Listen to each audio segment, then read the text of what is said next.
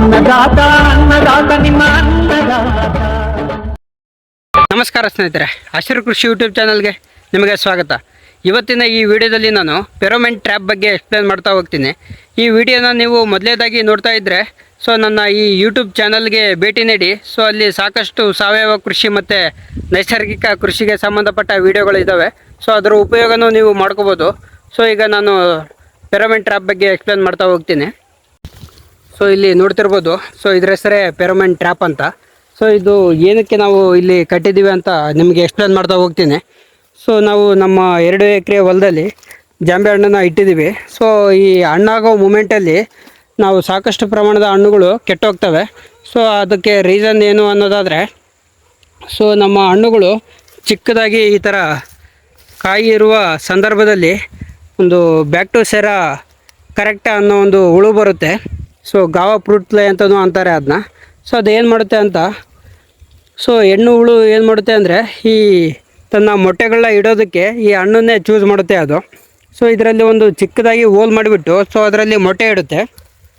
ಅದು ಮೊಟ್ಟೆ ಇಟ್ಟಾಗ ಆ ಮೊಟ್ಟೆಗಳು ಒಡೆದ್ಬಿಟ್ಟು ಲಾರ್ವಾಗಿ ಕನ್ವರ್ಟ್ ಆಗಿ ಒಳಗಡೆ ಎಲ್ಲ ತಿಂದ್ಕೊಂಡು ಬರುತ್ತೆ. ತಿಂದ್ಕೊಂಡು ಬಂದಾಗ ಈ ಥರ ನೋಡ್ಬೋದು ಇಲ್ಲಿ. ಇದು ಈ ಥರ ಹೋಲ್ಲ ಮಾಡಿಬಿಟ್ಟು ಮೊಟ್ಟೆ ಇಟ್ಟಾಗ ಇದ್ರ ಒಳಗಡೆ ಗಾಳಿ ಆಡಿ ಅಲ್ಲಿ ಹುಳುಗಳು ಬೆಳೆದ್ಬಿಟ್ಟು ಈ ಹಣ್ಣು ಪೂರ್ತಿ ಕೆಟ್ಟೋಗ್ಬಿಡುತ್ತೆ. ಇಲ್ಲಿ ಈ ಥರ ಸಾಕಷ್ಟು ಹಣ್ಣುಗಳು ಕೆಟ್ಟೋಗುತ್ತೆ. ನಾವು ಅರಿಯೋಕ್ಕಿಂತ ಮೊದಲೇ ಇವು ಮೆತ್ತಗಾಗಿ ಹೋಗ್ಬಿಟ್ಟಿರ್ತವೆ. ಇದನ್ನ ಅರಿಯೋಕ್ಕೂ ಆಗೋಲ್ಲ, ಮಾರ್ಕೆಟ್ಗೆ ತೊಗೊಂಡೋಗೋಕ್ಕೂ ಆಗೋಲ್ಲ. ಹಾಗಾಗಿ ನಾವು ಈ ಥರದ ಫೆರೋಮೋನ್ ಟ್ರ್ಯಾಪ್ ಬಗ್ಗೆ ತಿಳ್ಕೊಂಡು ನಮ್ಮ 2 ಎಕರೆ ಹೊಲದಲ್ಲಿ ನಾವು ಅಳವಡಿಸ್ಕೊಂಡಿದ್ದೀವಿ. ಈ ಫೆರೋಮೋನ್ ಟ್ರ್ಯಾಪ್ ಯಾವ ರೀತಿ ವರ್ಕ್ ಆಗುತ್ತೆ ಅಂತ ನಿಮಗೆ ಎಕ್ಸ್ಪ್ಲೇನ್ ಮಾಡ್ತಾ ಹೋಗ್ತೀನಿ. ಈ ಫೆರೋಮೋನ್ ಟ್ರ್ಯಾಪು ಹಣ್ಣುಗಳು ಈ ಥರ ಚಿಕ್ಕದಾಗಿರಬೇಕಾದ್ರೆ ಹೆಣ್ಣು ಹುಳುಗಳು, ಈ ಬ್ಯಾಕ್ಟೋಸೆರಾ ಕರೆಕ್ಟಾ ಅಂತ ಇರೋ ಹೆಣ್ಣು ಹುಳುಗಳು ಹೋಲ್ ಮಾಡಿಬಿಟ್ಟು ಅದರಲ್ಲಿ ಮೊಟ್ಟೆ ಇಡುತ್ತೆ. ಹಾಗಾಗಿ ಇದನ್ನ ಯಾವ ರೀತಿ ನಾವು ತಡೆಗಟ್ಬೋದು ಅನ್ನೋದಾದರೆ, ಆ ಮೊಟ್ಟೆಗಳು ಇಡದೆ ಇರೋ ರೀತಿ ನಾವು ಮಾಡಬೇಕಾಗತ್ತೆ. ಹಾಗಾಗಿ ಅದರ ರೀಸನ್ನ ತಿಳ್ಕೊಂಡ್ಬಿಟ್ಟು ಕಂಪ್ನಿಯವರು ಈ ಥರ ಒಂದು ಟ್ರ್ಯಾಪ್ನ ರೆಡಿ ಮಾಡಿದ್ದಾರೆ. ಇದು ಬರೀ ಒಂದು ಪ್ಲಾಸ್ಟಿಕ್ ಬಾಟಲ್ ಅಲ್ಲ, ಡಬ್ಬಿ ಅಲ್ಲ. ಇಲ್ಲಿ ನೋಡ್ಬೋದು ಎಷ್ಟೊಂದು ಹುಳುಗಳು ಟ್ರ್ಯಾಪ್ ಆಗಿದ್ದಾವೆ ಅಂತ. ಇವೇ ಬ್ಯಾಕ್ಟೋಸೆರಾ ಕರೆಕ್ಟಾ ಅಂತ. ಇವೆಲ್ಲ ಗಂಡು ಹುಳುಗಳು. ಏನಕ್ಕೆ ಗಂಡು ಹುಳುಗಳನ್ನ ಟ್ರ್ಯಾಪ್ ಆಗಿದ್ದಾವೆ ಅಂತ ನಿಮಗೆ ರೀಸನ್ನು ಆಗಲೇ ಗೊತ್ತಿರ್ಬೋದು. ಹೆಣ್ಣು ಹುಳುಗಳು ಮೊಟ್ಟೆ ಇಡೋದಕ್ಕೆ ಕಾರಣವೇ ಇವು ಗಂಡು ಹುಳುಗಳು. ಅದರ ಸಂತಾನಾಭಿವೃದ್ಧಿನ ಇಲ್ಲಿ ನಾವು ಕಂಟ್ರೋಲ್ ಮಾಡಿದಾಗ ಮಾತ್ರ ನಮ್ಮ ಹೊಲದಲ್ಲಿ ಹಣ್ಣುಗಳನ್ನ ನಾವು ಸೇವ್ ಮಾಡ್ಬೋದು. ಯಾಕೆಂದರೆ ಅವು ಮೊಟ್ಟೆಗಳ ಇಡೋದಕ್ಕೆ ರೀಸನ್ ಇರೋಲ್ಲ. ಹಾಗಾಗಿ ಅವು ಮೊಟ್ಟೆಗಳು ಇಡೋಲ್ಲ. ಇದು ಯಾವ ರೀತಿ ಗಂಡು ಹುಳುಗಳು ಟ್ರ್ಯಾಪ್ ಆಗಿದ್ದಾವೆ ಅಂತ ಹೇಳೋದಾದರೆ, ಇಲ್ಲಿ ನೋಡ್ಬೋದು ಒಳಗಡೆ ಒಂದು ಬಿಸ್ಕೆಟ್ ಶೇಪಲ್ಲಿರೋ ಒಂದು ಕಟ್ಟಿಗೆ ತುಂಡು ಏನಿದೆ. ಇದರಲ್ಲಿ ಫೆರೋಮೋನ್ ಸೆಂಟ್ ಅಂತ ಒಂದು ಆ್ಯಡ್ ಮಾಡಿರ್ತಾರೆ. ಆ ಫೆರೋಮೋನ್ ಸೆಂಟು ಏನಂದರೆ, ಈ ಹೆಣ್ಣು ಹುಳುಗಳಲ್ಲಿರುವ ಒಂದು ಆಕರ್ಷಣಾ ಅಂಶನ ಅವ್ರನ್ನ ಈರ್ಬಿಟ್ಟು ಈ ಸೆಂಟು ತಯಾರು ಮಾಡಿ ಇದರಲ್ಲಿ ಹಾಕಿರ್ತಾರೆ. ಹಾಗಾಗಿ ಈ ಬ್ಯಾಕ್ಟೋಸೆರಾ ಕರೆಕ್ಟಾ ಈ ಹುಳುಗಳು, ಗಂಡು ಹುಳುಗಳು ಅಟ್ರ್ಯಾಕ್ಟ್ ಆಗಿಬಿಟ್ಟು ಇದ್ರ ಹೋಲಿಂದ ಒಳಗಡೆ ಹೋಗಿ ಇಲ್ಲೇ ಟ್ರಾಮಟೈಸ್ ಆಗಿ ಅವು ಬಿದ್ದುಬಿಟ್ಟಿರ್ತವೆ. ಇವು ಮತ್ತೆ ಯಾವತ್ತು ಬರಲ್ಲ, ಇಲ್ಲೇ ಅದೇ ಸೆಂಟಲ್ಲಿ ಇಲ್ಲೇ ಸತ್ತೋಗ್ತವೆ. ಹಾಗಾಗಿ ಈ ಥರ ಟ್ರ್ಯಾಪ್ಗಳನ್ನ ನಾವು ಬಳಸಬೇಕು. ಈ ಥರ ಬಳಸೋದ್ರಿಂದ ನಮ್ಮ ಹಣ್ಣುಗಳನ್ನ ನಾವು ಸೇವ್ ಮಾಡ್ಕೋಬೋದು. ಇಲ್ಲಿ ನೋಡ್ಬೋದು ಎಷ್ಟೊಂದು ಗಂಡು ಹುಳುಗಳು ಇಲ್ಲೇ ಟ್ರ್ಯಾಪ್ ಆಗಿ ಬಿದ್ದಿದ್ದಾವೆ. ಈ ಬ್ಯಾಕ್ಟೋಸೆರಾ ಕರೆಕ್ಟಾ ಅನ್ನೋ ಹುಳುಗಳು. ಇವೆಲ್ಲ ಗಂಡು ಹುಳುಗಳು. ಹೆಣ್ಣು ಹುಳುಗಳು ಇದು ಟ್ರ್ಯಾಪ್ ಮಾಡ್ಕೊಳ್ಳಲ್ಲ.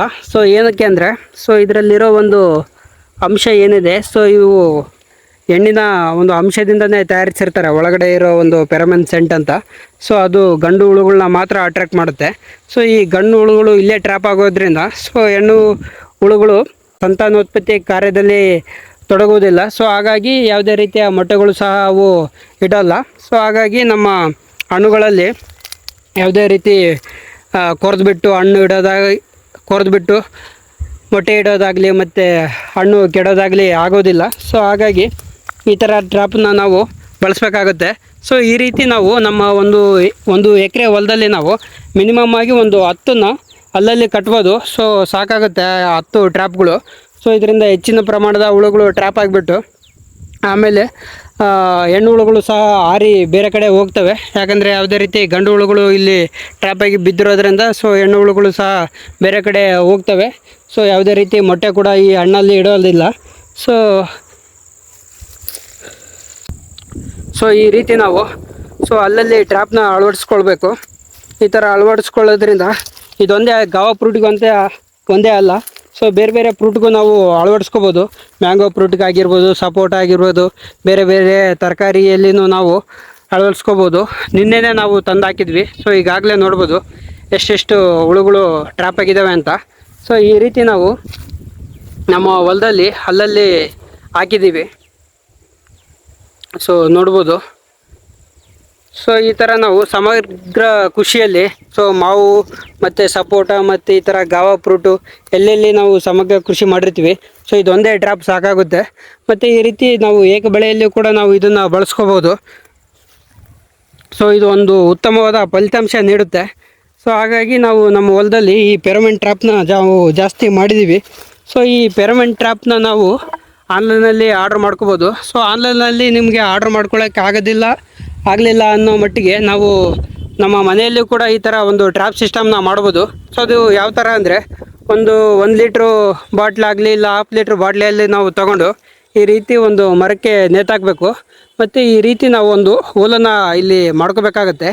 ಹೋಲ ಮಾಡಿಕೊಂಡು ಕೆಳಗಡೆ ಒಂದು ಭಾಗದಲ್ಲಿ ನಾವು ನೀರು, ಬೆಲ್ಲ ಮತ್ತು ನಮ್ಮ ಹೊಲದಲ್ಲಿ ಬೆಳೆದಿರುವಂಥ ಒಂದು ಹಣ್ಣು ಮಾಗಿದಾಗ ಆ ಹಣ್ಣನ್ನು ಕಿತ್ಕೊಂಡು ಜಜ್ಜಿ ಇದರಲ್ಲಿ ಹಾಕಬೇಕಾಗುತ್ತೆ. ಸೊ ಈ ಥರ ಹಾಕೋದ್ರಿಂದ ಆ ಹಣ್ಣಿನ ಸ್ಮೆಲ್ಲಿಗೆ ಬಂದುಬಿಟ್ಟು ಆ ನೀರಿನೊಳಗಡೆ ಬಿದ್ದು ಆ ರೆಕ್ಕೆಗಳು ತೊಯ್ದು ಅಲ್ಲೇ ಸತ್ತೋಗ್ಬಿಡ್ತವೆ. ಸೊ ಆ ರೀತಿ ಆದರೂ ಇದು ವರ್ಕ್ ಆಗುತ್ತೆ, ನಾವು ಮನೆಯಲ್ಲಿನೇ ಮಾಡ್ಕೋಬೋದು.